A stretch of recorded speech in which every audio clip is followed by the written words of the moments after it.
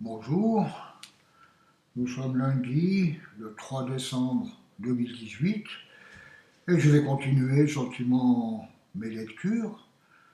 Déjà, maintenant j'ai commencé il y a une semaine, et puis ça semble aller. J'espère continuer à être régulier, fidèle. Quand je ne mettais pas mes vidéos sur YouTube, c'était positif pour moi de garder le rythme, mais c'est vrai que les mettre sur Internet, ça me motive plus parce que c'est une sorte de responsabilité. Alors maintenant, j'arrive au troisième chapitre des Galates. Et je l'ai déjà lu, comme je le fais d'habitude, pour le dégrossir, comme on dit, pour qu'il entre un peu dans mon esprit. Et alors je vais le lire, je commence. Alors le titre c'est Justifié par la foi, non par la loi. On y va. Galates sans intelligence. C'est vrai que là au moins Paul il savait aborder, il voyait bien que les Galates n'avaient pas compris quelque chose, alors il arrive comme ça. Galates sans intelligence. Mais justement, c'est ça. Un chrétien ne craint pas de blesser quelqu'un, il dit la vérité, il leur fait bien comprendre que là, il y a quelque chose qui ne joue pas. Alors, qui vous a fasciné pour que vous n'obéissiez plus à la vérité, vous, aux yeux de qui Jésus-Christ a été décrit comme crucifié? Voici seulement ce que je veux apprendre de vous. Est-ce en pratiquant les œuvres de la loi que vous avez reçu l'Esprit ou en écoutant l'Évangile avec foi? Manquez-vous à ce point de sens après avoir commencé par l'Esprit? Voulez-vous maintenant finir par vos propres forces? Avez-vous tant souffert pour rien? Si du moins c'est pour rien. Celui qui vous accorde l'Esprit et qui accomplit des miracles parmi vous, le fait-il donc parce que vous pratiquez les œuvres de la loi ou parce que vous écoutez avec foi?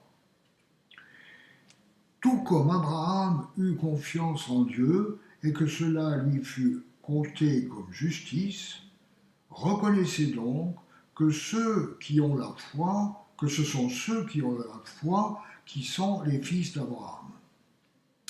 Or, l'Écriture prévoyait que Dieu considérerait les non-juifs comme justes sur la base de la foi, et elle a d'avance annoncé cette bonne nouvelle à Abraham. Toutes les nations seront bénies en toi. Ainsi, ceux qui croient sont bénis avec Abraham le croyant.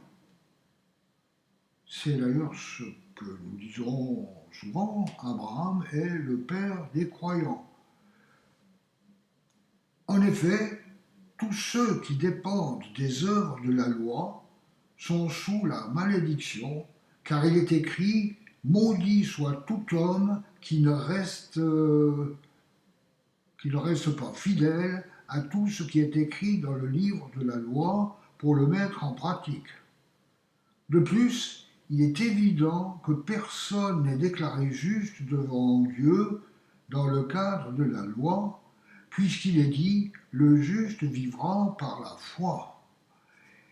Elle dit au contraire « l'homme qui mettra ces règles en pratique vivra par elles ». Christ nous a rachetés de la malédiction de la loi en devenant malédiction pour nous, puisqu'il est écrit « Tout homme pendu au bois est maudit ». Bon, moi j'ai lu, je crois, dans les versions originales, c'est pas tout homme, mais maudit soit celui qui est pendu au bois. Donc en fait, là, il n'y a pas plusieurs, mais c'est vraiment un seul, et c'était Jésus. C'est ainsi qu'en Jésus-Christ, la bénédiction d'Abraham touche aussi les non-juifs et que nous recevons par la foi l'Esprit qui avait été promis. Maintenant, un nouveau sous-titre. Le rôle de la loi et le statut des croyants. Frères et sœurs, je parle ici selon les règles humaines.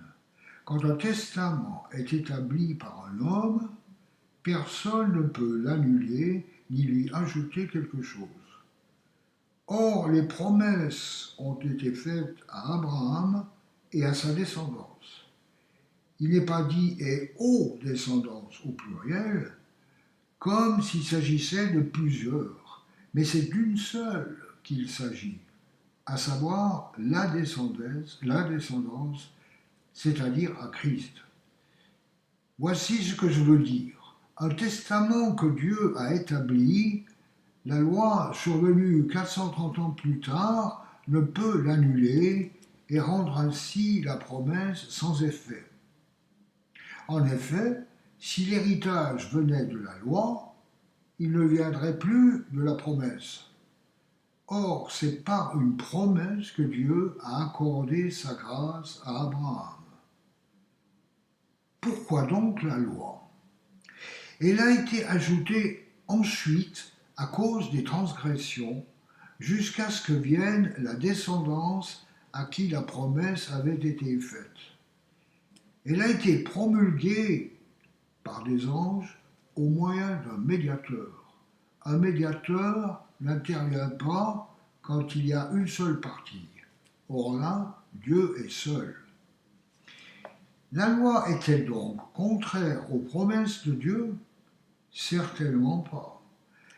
Si une loi qui puisse procurer la vie avait été donnée, la justice viendrait réellement de la loi.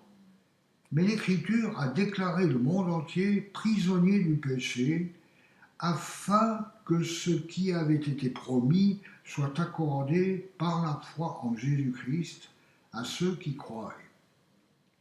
Avant que la foi vienne, nous étions prisonniers sous la garde de la loi en vue de la foi qui devait être révélée. Ainsi la loi, c'est là que j'en arrive un petit peu, ainsi la loi a été le guide chargé de nous conduire à Christ afin que nous soyons déclarés justes sur la base de la foi. Je crois que ce mot, le guide, c'est un mot correct qui a été pris maintenant dans cette Bible que je possède et qui est vraiment en langage courant, facile à comprendre et tout. Mais je me rappelle que dans d'autres versions, c'était écrit un pédagogue. La Bible était un pédagogue qui allait nous préparer, en fait, nous préparer à recevoir la grâce. Voilà.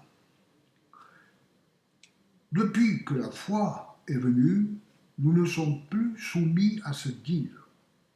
Vous êtes tous fils de Dieu et par la foi en Jésus-Christ. Vous êtes tous fils de Dieu par la foi en Jésus-Christ.